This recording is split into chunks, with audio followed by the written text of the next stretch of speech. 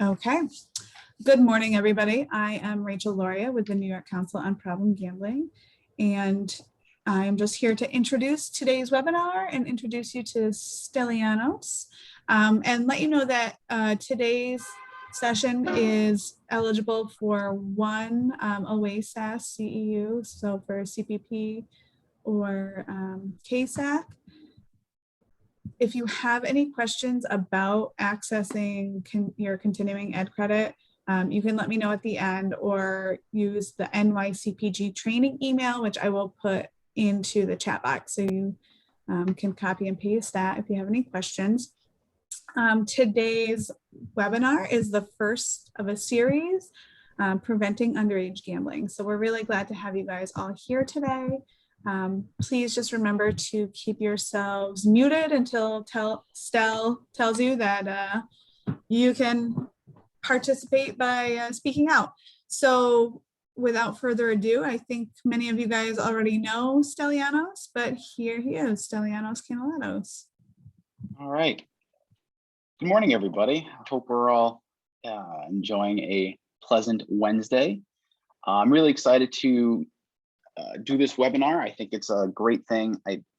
As Rachel had said, it is the first of 3 in a series of underage gambling webinars, and there will be a follow-up peer sharing call sent out to the people that participated in this webinar, so we can kind of further a discussion and come up with ideas and share what's going on in our different communities, as well as different ideas and strategies to help prevent underage gambling. With that said, we will get started. Again, I'm Stellianos Canaletos, the prevention specialist for the New York Council on Problem Gambling. I have been here for almost 6 years now. My career has been filled with jobs that were aimed at helping people. I worked with the domestic violence agency. I worked with the sexual assault prevention agency. I worked in substance abuse prevention. I've been a personal trainer at a fitness facility. So really my entire life is dedicated towards helping people live healthier lives, period. So hopefully that gives a little small background, a snippet of who I am and why I do what I do. So again, preventing underage gambling. There we go. I guess before we go any further, the NYCPG is a not-for-profit agency dedicated to raising awareness of problem gambling and connecting those adversely affected to care. We are a neutral organization. We are not pro-gambling or anti-gambling. We exist solely to raise awareness and help the communities that are negatively affected by problem gambling. That's it.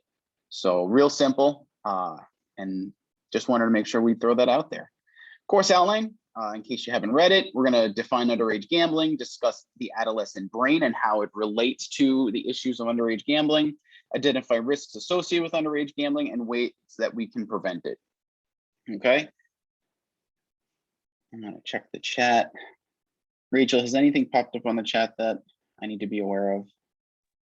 No, I will let you know. Everybody's saying good morning, and it's me letting people know what to do if you have questions or you need technical assistance.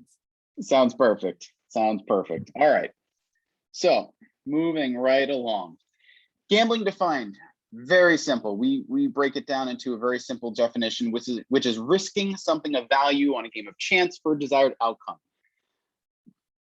For it to be gambling, you have to risk something. There has to be something of value to you that you could lose or that you can gain by a chance in some type of game or scenario or situation. And for the most part, people, when we talk about gambling, a lot of people think of casinos, they think of money, but that's not necessarily it. It could be anything. My favorite example is I'm on baby number 5 in my house, and I hate dirty diapers and my wife hates dirty diapers. So during the presidential election, we would risk the commercials, whether they be Democratic or Republican, and whoever won got to dish the diaper over to the other spouse. So again, that's a gamble, risking something of value. The value is I don't want to see the horrendous things my child put in a diaper. There's a chance that I may win or I may lose, and the desired outcome is I just don't want to change that diaper. So again, it kind of fits the bill for any type of gambling, risking something of value in a game of chance for a desired outcome. All right. Hopefully that gave someone a little chuckle as we define that a little differently. Why isn't this clicking? There we go. Adolescent involvement in gambling is greater than their use of tobacco, hard liquor, and marijuana. So this fact came out. It's really important for us to realize that youth are gambling. There's different forms of gambling, just from the last slide, some gambling involves money, some does not. Some could be casino style games, some could be sports related, or some just could be, betting people to eat something disgusting, whatever it is. There's a million different ways that youth could be gambling. And we just want to raise awareness, especially that kids are doing it more often than they're doing any other type of risky behavior, such as these three. Just some other follow-up facts to get us in the groove. Approximately 39.5% of youth between the ages of 11 and 17 have gambled last year. The good part about that number is over 60% of youth are not gambling. So that's a really good thing. But again, 39% is very close to 50, which is almost half. And that's kind of how I look at it. And when we're talking about that large of a sliver of a population, we really want to be aware of what's going on and have the tools and resources available to not only prevent what's going on, but if we identify youth who is gambling and is having problems, to be able to connect them with some sort of care, so we can take care of them. 30% gambled before the age of 10 or younger. So that's pretty wild. And we think about things like scratch-off cards that people give as gifts, bingo, especially if a youth is bringing their own money to win or lose with, that really raises their dopamine when they're possibly winning. So again, we want to be aware of what's going on. We want to start talking to kids early on, because especially with the advent of the internet, really every type of problem that we can think of, the earlier we can talk to kids about it, the better. They have access to everything. And even if they don't have access to things in our home and our phones, they're going to visit friends, they're going to hang out with older, cousins or whatnot, and they are going to have access to learn about things that we probably don't want them to know about. So the earlier we can start these discussions, really, the better off we are. And here's a last fact, which I thought was very interesting. The past 30-day use of alcohol, marijuana, being drunk, and drinking energy drinks is higher among youth who are gambling, right? Which kind of makes sense. And what I always used to tell youth when I did programming in high schools is, you always know if a kid is going to make good choices or bad choices, right? If one youth is skipping classes, not doing their homework, not paying attention, chances are they're not going to be making good choices outside of school as well. But if there's a kid that's getting great grades, focuses, is joining clubs, more than likely the weekend they're going to be making good choices as well. So good choices tend to lead to other good choices. Poor choices tend to lead to other poor choices. And I think I bumped into a couple of professionals that really struggle to grab onto that. And I think the best way for us to notice that is anyone who is trying to maintain, manage, or deal with a weight issue. If you start the day poorly, the rest of the day is going to be challenging, right? If you start the day strong, you eat something healthy, maybe eggs and some type of fruit, the rest of the day is actually psychologically easier to make better choices. So if we start with good choices, we tend to end with good choices. And if we start with poor choices, we tend to end with poor choices. So again, good leads to good, bad leads to bad, very simple. And this fact just kind of follows that up. So why is gambling becoming more of a problem for youth? It's being normalized, especially if we think about the introduction of sports gambling, in our state as a legalized way to gamble. So it's pretty much showing youth that gambling is okay. There's not a problem with gambling. It's not something that we've bad for us, because why would the government allow something that could be bad for us? And I think especially youth, we need to make sure that to educate them that yes, this is an opportunity that is being offered to adults so that they can choose whether or not to gamble. But again, we want to make sure that kids realize that although something is normalized, it does not necessarily mean that it is an okay thing to do. Just like if you watch a lot of movies about teens in high school, a lot of them are focused around drinking and getting drunk. That kind of normalizes it. And we want to continue to have those discussions like, yeah, this is not the norm. This is a movie. This is not something that happens everywhere, or doesn't have to happen everywhere. It really depends on you and your choices. Adults just aren't aware, right? Especially if you know, they may not even know if their youth are gambling, and if they do know they're gambling, they may not realize the risks involved. When I was young, we would play Risk as friends, you know, just get together, everyone throws 20 bucks on the table, and whoever's army is still on the table takes the money.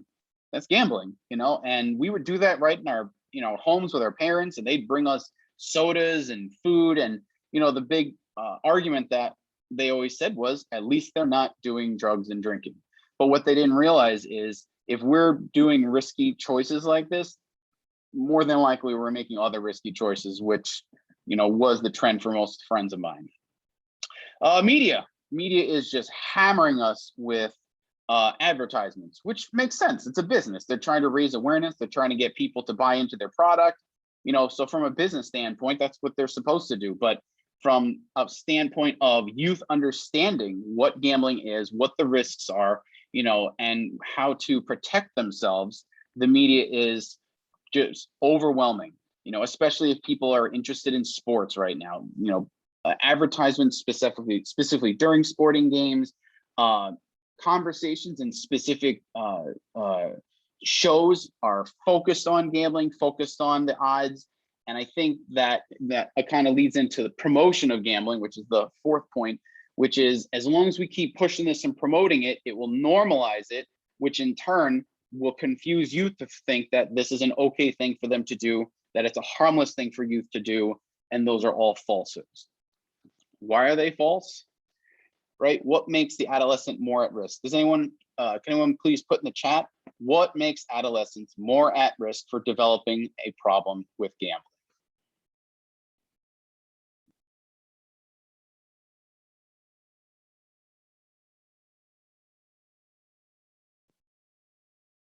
All right. I'm jumping on the chat here real quick, Rachel. No idea, gambling is so prevalent. No, that's why we do data. I love data. Stage of development, brain not developed, brains not developed, family history, family gambles, parents and friends gamble, brains, lack of impulse control. Lack of impulse control, we can just tie that right into brains, peer pressure, brain development. Yeah, these are all fantastic.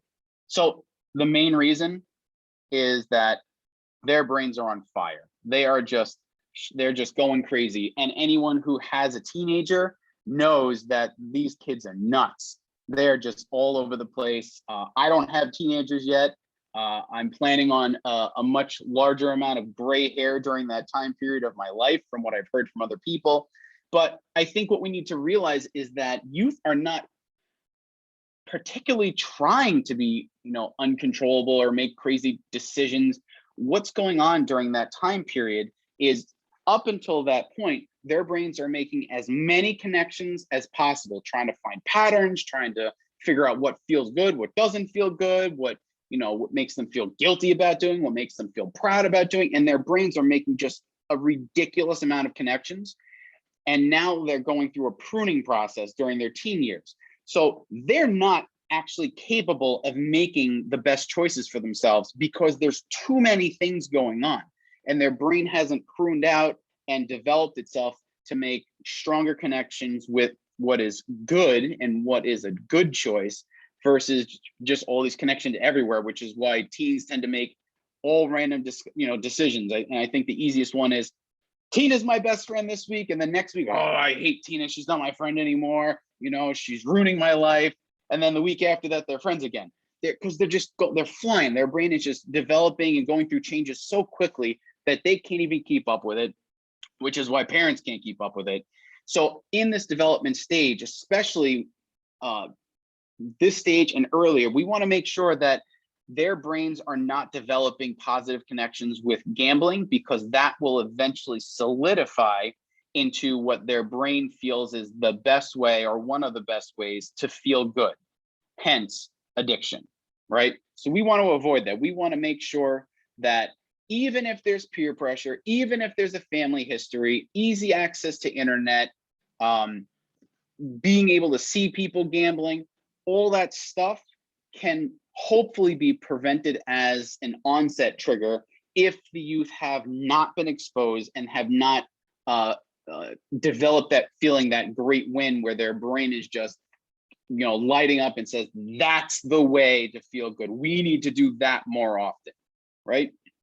So again, their brains are under construction. They're going through an overdevelopment, a pruning, and a reorganization. I think that's the neatest thing. The human brain takes all this crazy information, all these different connections, chops off the ones that don't make sense anymore, which is pruning, and then reorganizing so that it works more efficiently. It's like buying a new computer. You go from an old one that's a mess, you get a new one, except you don't get a new brain. Your brain just does it naturally, which to me is just really cool. I wish I knew more about that because that's just wild. And when its process is complete, the brain just works faster, right? Another way to look at it is when you reorganize your house. If you're making changes, maybe your kids got older, you got to change clothes. Sorry, I have kids, so I've got stuff changing constantly. Doing clothes and toys and whatever shows they like, it's just constantly changing. But once you go through your regular clean out, everything makes more sense. The closet's more organized, their clothes are more organized, and it's easy for them to get dressed or you to get them moving in the morning. However, before that process is done, getting kids changed would be a disaster. Having them make good decisions for themselves is very difficult. Okay, so the brain develops, I'm going to skip this one, go right to here. The brain develops from back to front, right? First, we develop emotions. Physical coordination, right? We want to move somewhere. We're trying to move our hands, move our body, head. As we start to be able to move ourselves, we get motivated by things. I want that bowl. I want to eat that cookie, right? Then we get that emotion. And anyone who has younger kids knows those emotions can be all over the place, right? So they have the emotional, desire for things. And if they don't get their way, they flip out, they get upset about stuff because they want something that they can get to, whether it's something that's placed on high above where they're in trouble. So you got to take their toy away, or there's a cookie that they're not supposed to eat, or the cake that's there. And they want to, swipe their finger through the side to taste the icing before everyone else does, right? There's all that craziness. And if they can't make the best decisions for themselves, that's where we as parents have to come in and help prevent these different activities. Obviously, swiping, frosting is not a huge deal, but it just shows that they can't make the best decisions. They're not thinking ahead to say someone else may not want that piece of cake that I, licked my finger and drove it across the cake. So really, until everything is balanced and capable of making better choices, they need help. We're there to guide them. To help my kids, I don't like to tell them what to do, but I do my best to give them the information they need so that they can make the best decisions for themselves. All right. And that's kind of what we'll be leading to in a minute. So what does this mean for teens? Their balance of emotion and logic when making decisions is not there yet. Consideration of negative consequences is not necessarily there yet. Planning skills, not necessarily there yet. Kind of being able to see the future beyond what their current desire is, whatever that they want. And they have a greater tendency to take risks, which again is a good thing when it comes to good risks, because if they don't take risks and push themselves and test themselves, they're not going to be able to identify the different things, the different activities that make them happy, right? Maybe going out and shoveling snow to make money with a few friends. That's kind of risky. You got to go out there. You got to stay warm. You've got to go from house to house. You won't be close to your house. You got to work with your friends. But if they take that risk and they make some money and they feel good, that's a good thing, because now it will show them that if I put effort into something, I can earn money, and that kind of guides them into making better decisions about their careers in the future. It's a small piece, but it's something. Other risks can involve joining a team, pushing yourself to try to join a baseball or soccer team, whatever it is on a school. You've got to try out for it. That's a risk. You might get shot down. Even when you get selected and you're a part of the team, there's still a risk that you may be one of the starters. You may not be one of the starters. You may not get as much play time.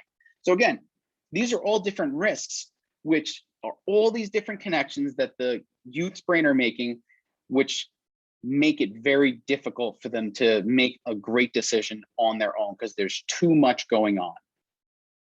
So normal adolescence is increase in conflicts with family members. Obviously, if they're going through different stages and changes and they're pressing and risking and trying to find who they are. they're going to have a desire to be with friends because they've learned a lot from you and they want to seek out other people's opinions, right? Which is a good thing, you know, to try to challenge that and get a different idea of what's going on in the world. Resistance to messages from authority. They don't want to be told what to do, right? Because they're trying out everything in the world. They don't want to have boundaries yet. They're irritable because they don't always get their way. They're going to take risks because that's part of growing up. And they constantly say they're bored. I always find that funny. I'm from Long Island. We used to take the train to New York City without my parents even knowing. We'd all ride our bikes to the train station, train it in, hang out there for the day. You make a call from a quiet payphone area. You say, yeah, Joey's mom's going to feed us. All right, great. 3 more hours. Great. So I'm there for 4, 5, 6 hours. Parents never knew. I was bored. I was always complaining about that. I meet people from upstate that have access to all this beautiful hiking trails and rivers and lakes. They're all bored. So all kids are bored, right? Because they're constantly in need of something new because they're constantly risking, constantly trying to see the world. Other problem factors for teens, easy access to money, right? They don't have any bills. So if they make money from shoveling snow, getting it from a birthday, whatever it is, it's easy access. Parents may not see the dangers. We talked about that in advertising. Does anyone have any questions about these different topics before we move forward? I'll check the chat real quick. Rachel, have you seen any questions come through? I have not. Okay, I don't see any Lots as of well. people participating though. Look at all these comments in here. You guys are on it. I know, these people are amazing.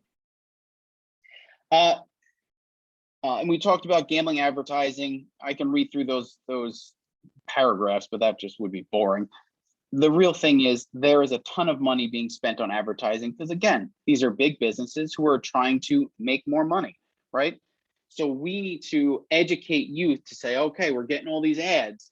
What is the right choice for me? What is the best choice for my health and who I want to be as I grow up?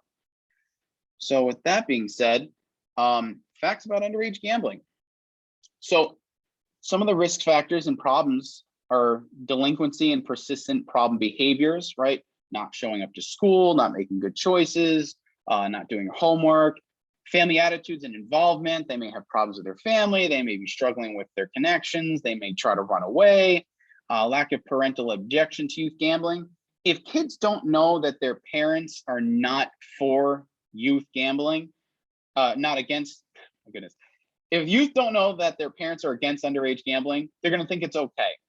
If we don't tell them what is okay and not okay, they don't know, and they're just going to make whatever assumptions they make. So we need to make sure we speak up about it and have these discussions with youth.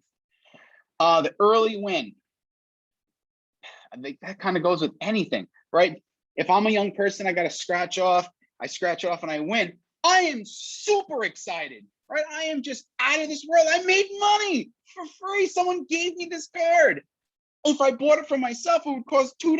Look at all this money I earned. I won. I didn't earn it. I won it, right? So that early onset makes a very strong connection in the brain that this is an exciting way to make money. This is a good way to feel good. That's what we want to avoid. We want to help them take risks that are healthy ways of getting that same feeling, that super high excitement that that they want, and that helps them figure out those exciting things that help them feel good. And obviously, the very last thing is depression, right? If I know that my family relationships are falling apart, I'm making poor choices, my school's not going well, I'm having trouble with friends, and I'm going to be depressed. My life doesn't feel as good as other people seem, or whatever I see on Facebook. If my life doesn't feel that way, I may not know it's because of gambling, because I'm losing money, because I'm losing friends, because I'm so preoccupied. And if that's what I'm going through as a youth, I may not be able to put those connections to say this is a gambling related problem. Teens who use drugs are more likely to have gambling problems. Again, poor decisions lead to other poor decisions. Teens who gamble are more likely to take part in other risky behaviors such as illegal drug use and acts of violence. Well, that just makes sense, because if I'm participating in gambling, I'm a risk taker. And if people are not owning up to what they lost or whatnot, I could get very irritable and angry. And that's when kids start to lash out. So again, it all kind of makes sense if you think about how these stories can build upon themselves into problems. So common problems, poor general coping skills, right? If I'm already not good at making good choices and I'm really kind of leaning heavy on these risky choices such as underage gambling, substance use, drinking, I'm not going to develop good coping skills. So again, we want to prevent these different activities so that they can develop good coping skills. Lower self-esteem, right? Again, being depressed, losing relationships with family and friends, may not feel as good about themselves. And then they may lean more heavily on those poor coping skills like gambling, drugs, alcohol. Higher rates of depression, more frequent, disassociate more frequently when gambling, right? Because if I'm focused on gambling and that's what makes me feel good, because that's what my brain has been developed into feeling good, I'm gonna want to gamble and I'll be thinking about gambling and I'll be planning gambling, which means I'm not connected to other people. I'm not connected to the people that really are there for me. Increased risk for developing an addiction, right? Well, that makes sense. If I'm doing something, especially as a youth, and developing my brain, it's going to have the possibility of developing into an addiction. So youth experience a rapid movement from social gambler to problem gambler. Well, that just makes sense because again, youth cling on tight to something that feels good to them. They cling on tight to things that give them that dopamine rush. And if gambling is one of those things that they can continue to get that rush, because again, it's not always about the win, right? That initial win is what gets people excited about gambling. But as youth have that chance, right? Each individual bet gives them a surge of excitement that there's a possibility to win or lose. So again, that increased ability to get connected and feel like that's the best way to feel good can very rapidly go from just a social gambler to a problem gambler. Any questions about these things? I don't see any questions, so I'm going to move forward. So, facts about gambling teens need to know. Fact, 60% of youth ages 12 to 17 have not gambled. And I think that's really important when we're talking about slowing down the normalization of gambling among youth, right? If they know most people aren't gambling or aren't participating in a risky behavior, they're less likely to do it because they want to be part of the crowd, right? A lot of kids want to conform to whoever it is that they think is important. And if they know people aren't doing something, chances are they won't want to do it either. Again, 30% of youth who gamble began 10 or younger. I'm going to skip to the top right fact. Some people become obsessed with gambling and cannot think about anything else. And for those with problem gambling, so those with a problem, gambling can have devastating effects on their lives, right? If I'm so focused on gambling, I'm so focused on getting money, I'm going to be frustrated if I'm losing, I'm going to be frustrated with my relationships, I'm going to want people to leave me alone so I can focus on gambling in the future. It's not a good thing for kids. Like we said before, youth who gamble have a greater chance of struggling with anxiety and depression.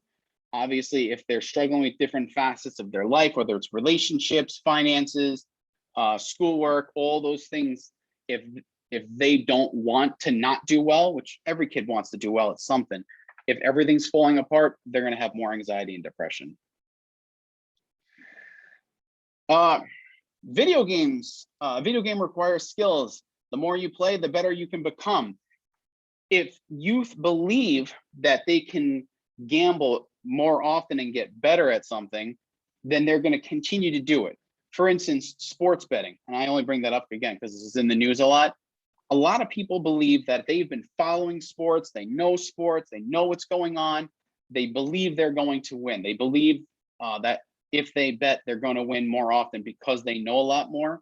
But what people kind of don't recognize is the chance that someone can get hurt, the chance that the game may not go the best way, right? We don't always know the mental state of people as they go into a game. If a whole team is, not there, maybe, something happened, they're not going to play as well. So there's so many variables to whether or not someone will win at gambling for sports or something else. And now there's a lot of skill-based games that are being put into casinos that are based off of like Pac-Man, the Terminator shooting game. And as I guess I'm like a late millennial, whatever it is where I'm on the tail beginning of it.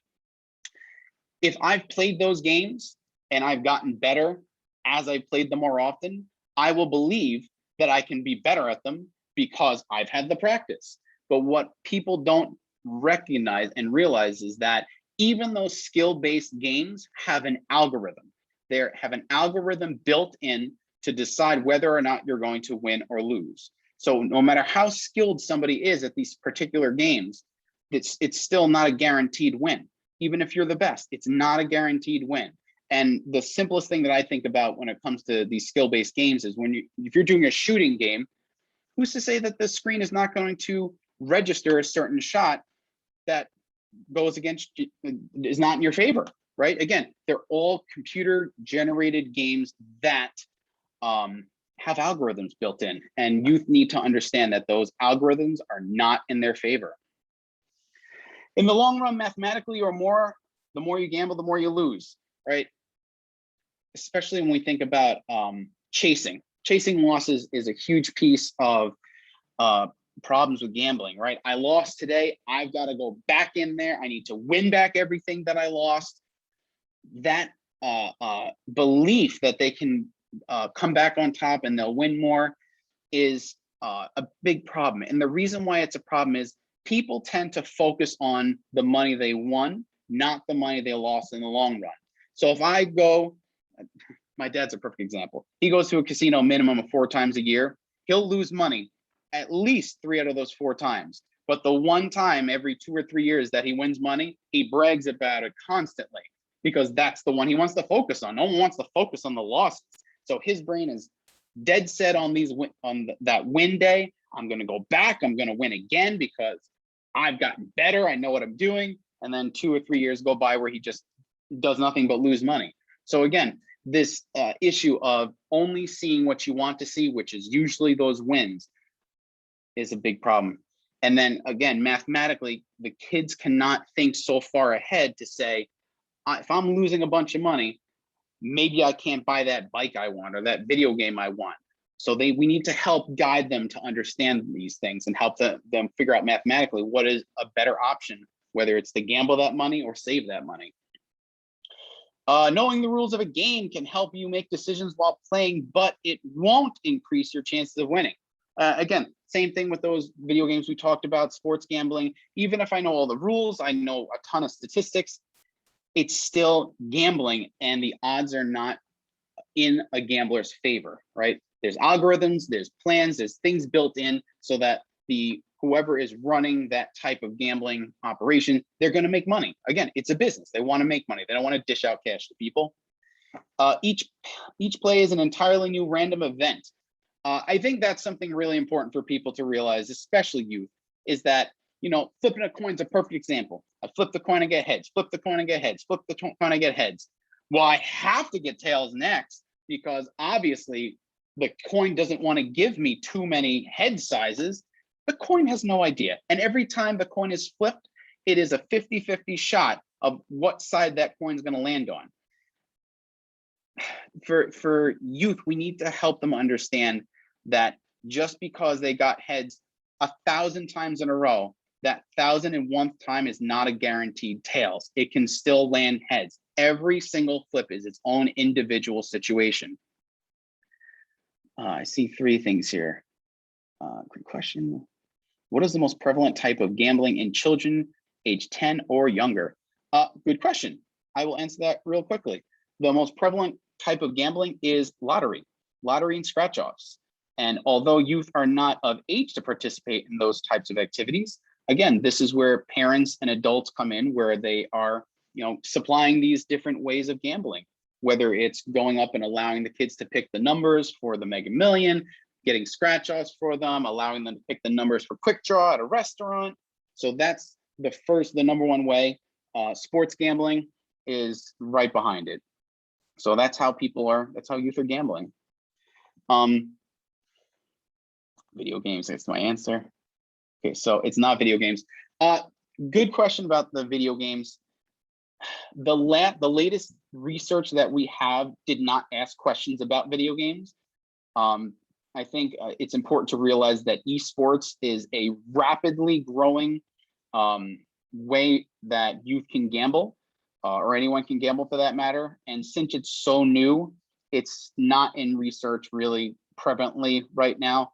Hopefully we'll be able to get more research on that soon, because the information that I'm reading that is not necessarily database shows that youth are gambling a lot on video games, on esports, on one-on-one, whatever, fighting in a game to try to prove themselves and win whatever money or in-game things like weapons and armor or whatever else that is important to them. All right, go to the next slide. All right, so prevention of underage gambling. This is the meat and potatoes of what this is all about, right? We talked about gambling, talked about the brain development, and why we should be preventing underage gambling, especially with the development of the brain. We've talked about a couple of facts. Now, how do we prevent that? Number one thing is raising awareness. You can't fix what you don't know about, right? And I've actually talked to people that are like, oh, if parents aren't talking about this, then they're not, making good decisions. They're not good parents, but they don't know what they don't know. The older I get, the more I read, the more I realize I don't know anything. I read a book about something, I wanted to learn one thing. I realize there's 10 more things out there I need to know about. So people don't know what they don't know. And it's our responsibility, if we're interested in reducing, preventing, and helping the community prevent as a whole underage gambling, they got to know about it. You can't stop something you don't know about. You can't stop something if you don't think it's a problem. Youth need to be empowered. They need to have the ability to understand what's going on. They need to learn about chance. They need to learn about the risks. They need to learn about money management. They need to learn about making good decisions for themselves, regardless of what their friends may or may not be doing. And that only happens with education. Youth cannot do something that they don't know how to do yet. So having these discussions with youth, giving them information, giving them opportunities to practice, which they'll laugh at, they'll think it's ridiculous, but it's still something that if it's practiced, it'll be easier for them to access and make good choices on their own. Challenge youth misconceptions. I love doing that. I do this with my kids constantly because they'll tell me a fact. They got this fact. I'm like, all right, where'd you learn that from? How do you know it's true? Does it really make sense? And it doesn't have to be a negative thing. We don't have to be like, no, that's wrong, because that's going to turn them off. They're going to put up their guard. So it's just, again, it's a conversation of educating youth through questions, challenge their misconceptions, challenge, what they think is right and wrong. And that only strengthens their understanding of their own beliefs as well as what's true.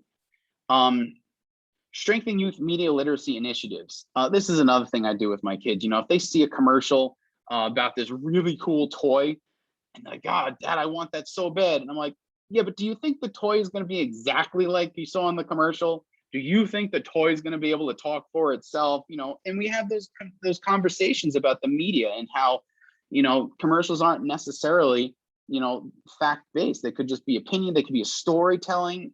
And again, so we just want to give kids the opportunity to look at whether it's a commercial or a billboard or a magazine article or whatever.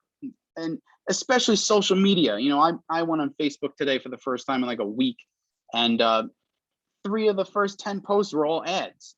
And if they weren't ads, they were other people trying to push something that they're trying to sell. I don't know, maybe I'm just connected to the wrong pages in my personal account, but everything's an ad. This is the best fitness thing. This is the best cooking style. Like, if I'm not educated in understanding of media literacy, being able to see something and identify whether it's fact-based or whether it's just someone's opinion, I won't be able to make the best decisions for myself. And this is how we have to help youth, is give them the tools to see these different messages and be able to break them down to identify what is true and what is not. They need to know how to get help. We have a video on our site called Odds and Ends, and it's a great video about youth not knowing what help is out there.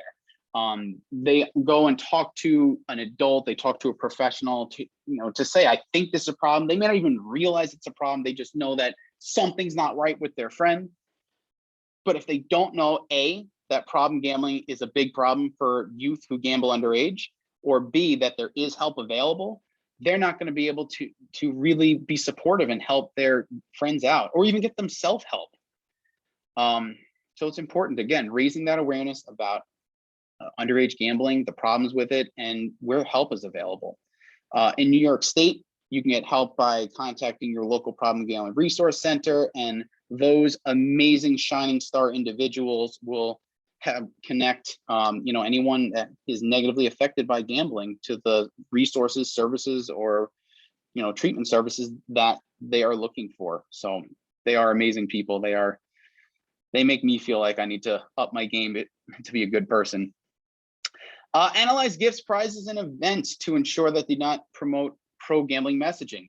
Again, I tell people don't buy my kids scratch-off tickets. Just don't bring them in my house. It's just not something that I want them to be engaged in. Different activities. We just want to keep our kids aware of what is gambling. When they go to some type of charity event and they want to buy a ticket to put into a raffle, that's gambling, right? They may not realize that. The parents may not realize that. 50-50 raffles. Those are my favorite. That's not gambling. Yeah, it is. I'm putting $2 in, I get a ticket, and obviously I'm putting money to whatever good cause that I'm participating in, but there is the chance that I can win half of the total proceeds back, which is gambling, raising something of value, their money, on the chance that their desired outcome is possibly to make some money back. Help parents and schools create policies about gambling, right? What does that mean? How do we create these policies? And what I tell people, the simplest way to do it is to incorporate gambling as a prohibited activity, similar to drugs, alcohol, smoking, nicotine products. Again, it's all part of that family of risky, addictive behaviors. So pop it right in there. If you already have stuff that kids are prohibited from doing, gambling could be one of those things as well. Incorporate problem gambling information to everything. Again, that just raises awareness. It gets our professionals aware. It gets our families aware. The more people that know about something, the more ammunition people have in their arsenal to try to fight this back and make sure kids are making healthy decisions for themselves. And that can include raising awareness to community leaders, schools, and other places where youth frequent, to make sure that they are aware of this issue, that they can make policies for this issue, and that only further protects youth in the community from, again, engaging in these risky types of behaviors. Underage gambling is a risky behavior, and it can become an addiction, especially for youth as their brains are developing. I feel like I went through that so fast. What time is it? Oh, I'm doing good on time. All right. I'm going to run through the chat real quick. Rachel, are there any particular questions that popped up that are not towards the end of the chat that I may want to address? There is one question still. Oh geez, I can't scroll. Where did it go? I lost it. About, oh, I apologize, my mouse is going wild. Are there medications or otherwise to help promote intervention with recovery and relapse prevention?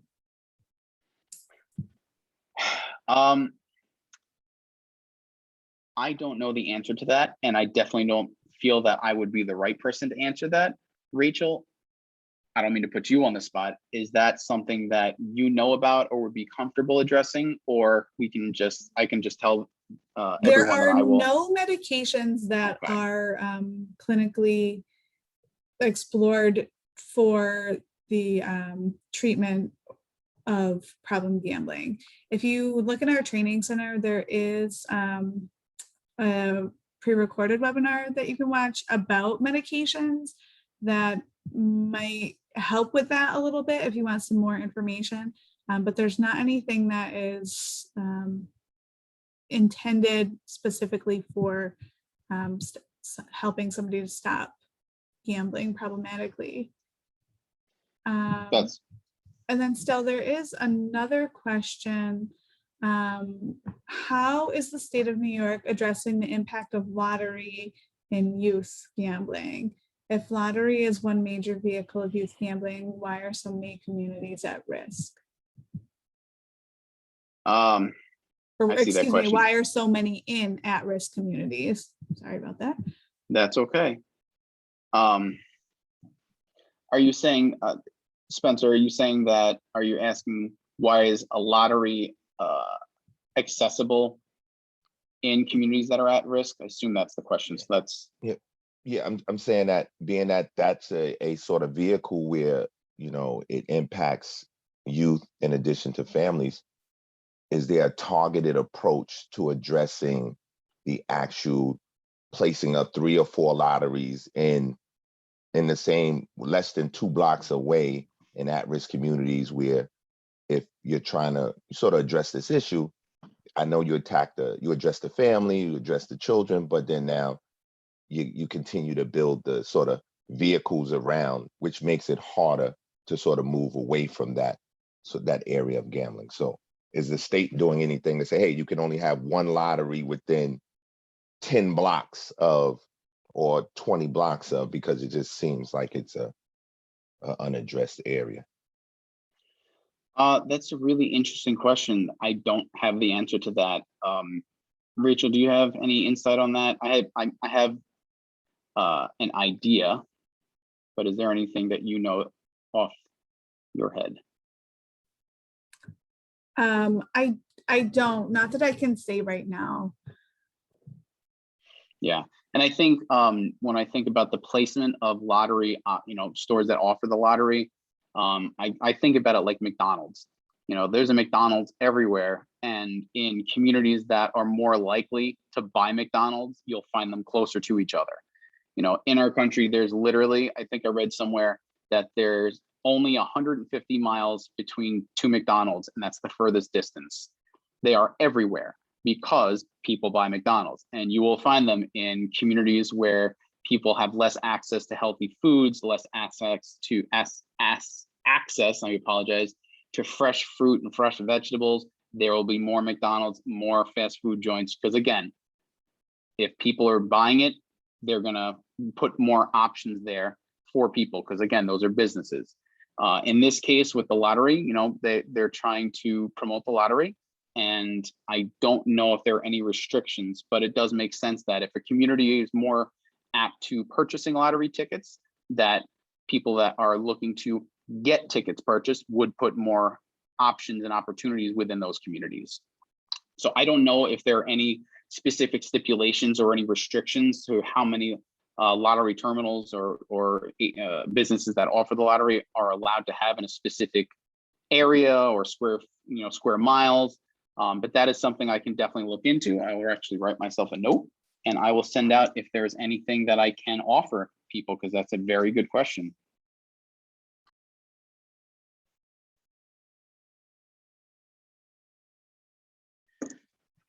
Anyone else have a question? You feel free to unmute yourself and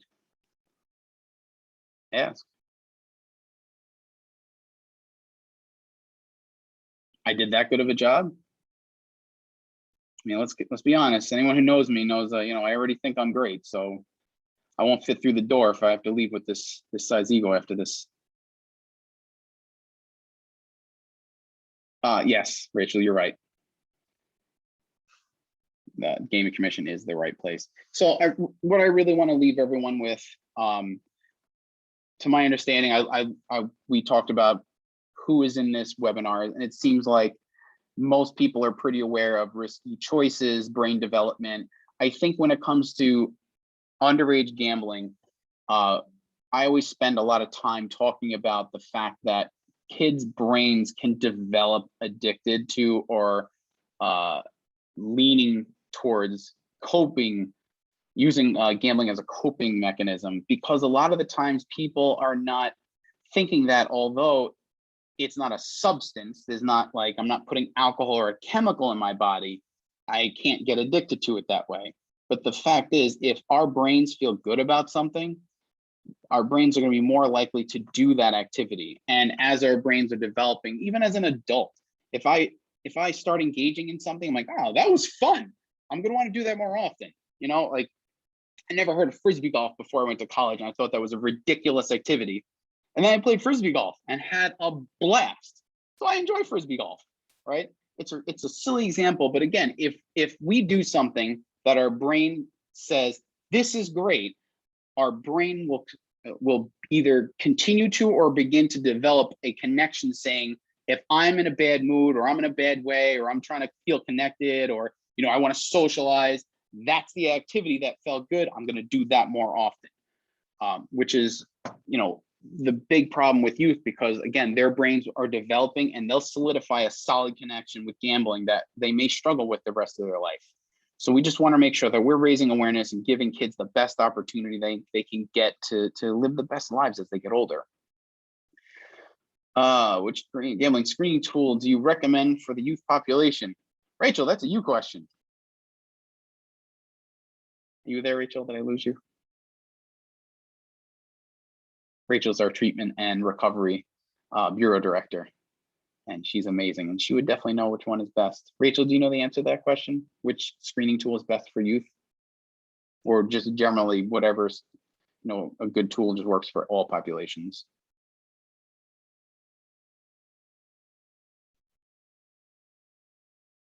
I think I may have lost her. I'm Oh, sorry, there she is. guys. You asked, I heard my name.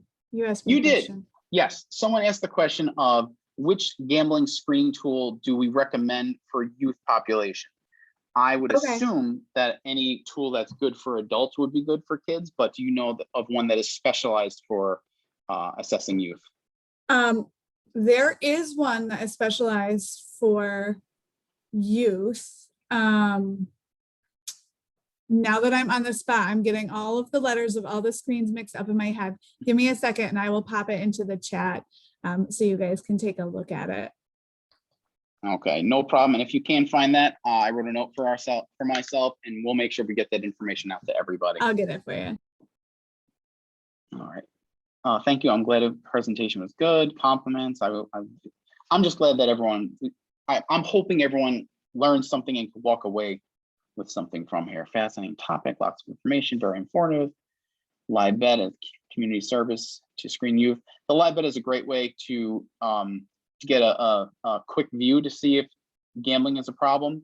But I think further assessment would be needed after that to see if gambling is really having a strong negative effect on their life. Yeah, so again, we're going to be holding a peer sharing event, a call. I don't remember the exact date. I apologize for that, but we will be sending it out to you guys who are the participants in this specific webinar. This is the first in a series of 3 again, and that's really it. If anyone is interested in participating in our mini grant, if you haven't already, I recognize a whole bunch of names and organizations that are participating. But if you are interested, please throw your name in the chat, and I'd be more than happy to send you an email with some information about our underage gambling capacity building mini grant. Rachel has it. South Oaks gambling screen. So I apologize that I couldn't just roll it off. All of the screens, there's the Nord, there's the SOGs, there's the BBGS. So I didn't want to give you guys the incorrect letter combination. But the SOGs, the South Oaks gambling screen, does have an adolescent version. And somebody sent me a message that there is a Canadian adolescent gambling inventory. I'm not familiar with that one. I know like we've used the SOGs because we're familiar with it being a valid and reliable source. So, but I'm going to take a look at the Canadian adolescent gambling inventory too. And if that's something that we would recommend, we'll also, we'll put that in with the materials as well. All right. Thank you very much for that, Rachel. I'm glad you're on this call. They asked a bunch of treatment questions that I don't specialize in. So you were definitely the perfect person to have here. Well, good, because I'm supposed to be doing technical assistance and that gets me frazzled. So. Oh, awesome. All right. If there are no other questions, I'm not going to hold anyone hostage here on this call. That's really it. If you want to learn about any future trainings or presentations that you maybe you heard about this through a friend, you can get the email directly from us. If you go onto our website, nyproblemgambling.org, scroll straight to the bottom, there's a subscribe button there. Subscribe your email. We don't send out a ton of emails. We're actually very conscious of that. I don't think we've ever sent an email twice in a day. If not, we usually do it every other day at the closest. We really do our best to only send out information that is pertinent, that is action oriented, and that is something that would hopefully be of interest to our subscriber list. So you're not going to get blasted. We're not selling your name anywhere. We're just looking to get people connected with resources, services, or anything else that we're finding that populations are interested in. So we pump that stuff out. That's important. We don't overblow up your emails. And that's really it. Thank you everyone for coming, and please take action. You know something, since I have you all here, what is one thing you can take from this and do in your everyday life, whether in your professional life or your personal life? Look at that. Oh, great. I got 2 people that are interested. I will definitely send information out to you guys, Kyra and Cameron.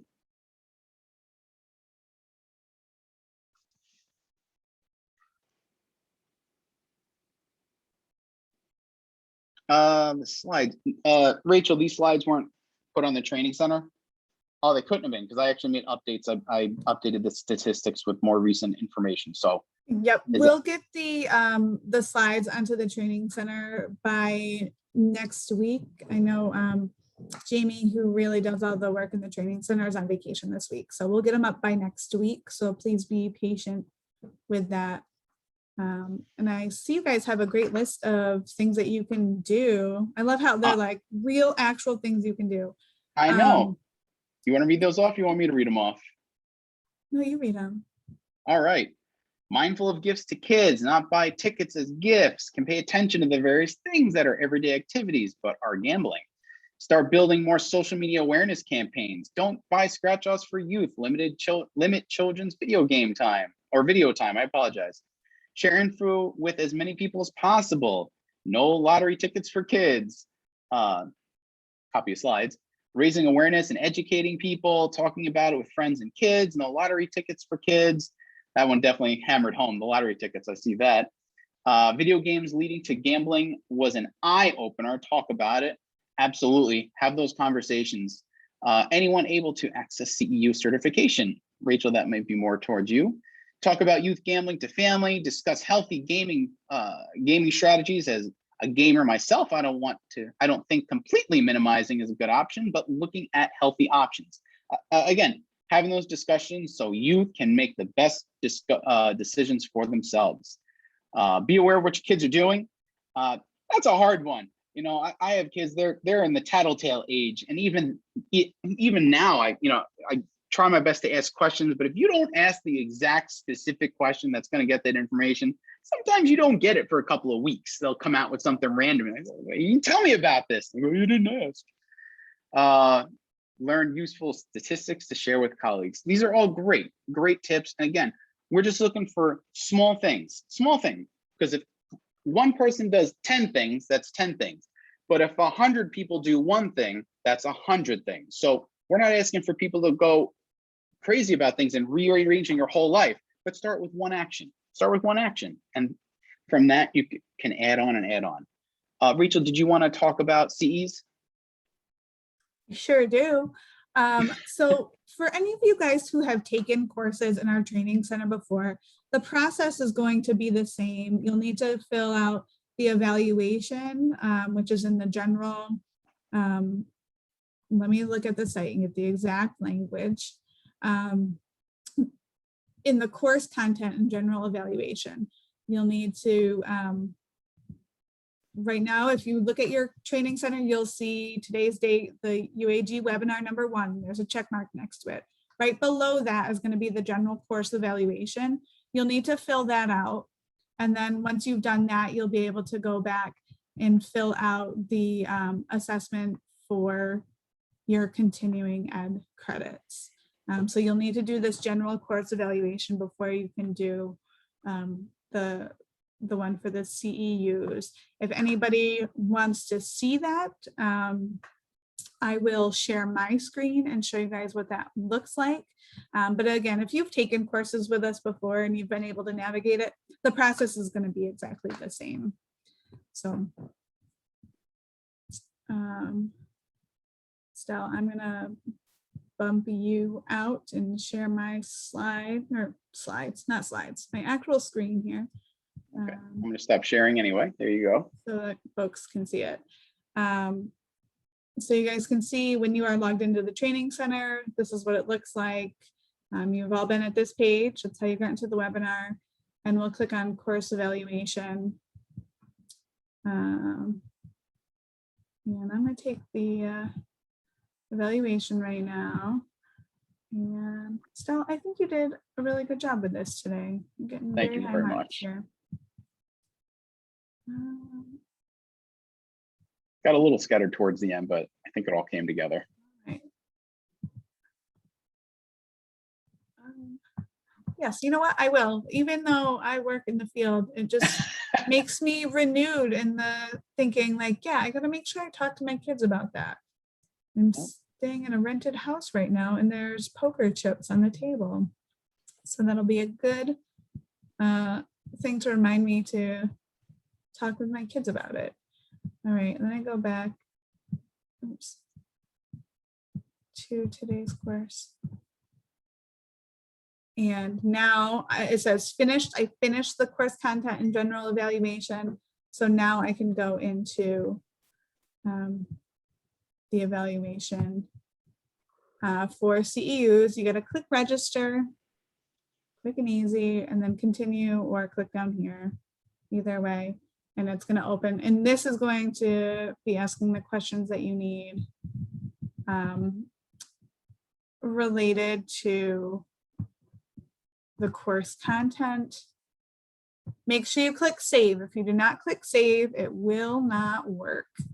And then you're done. And then you'll be able to go into my locker, my certificates, and your certificate will be in there. What was this one called? Do folks have questions about that? I can't see you right now. I'm trying to get you back. And if anyone has any questions about the training center, if they're having any problems, please email trainingnycpg@nyproblemgambling.org, and some remarkable people will get back to you rather quickly.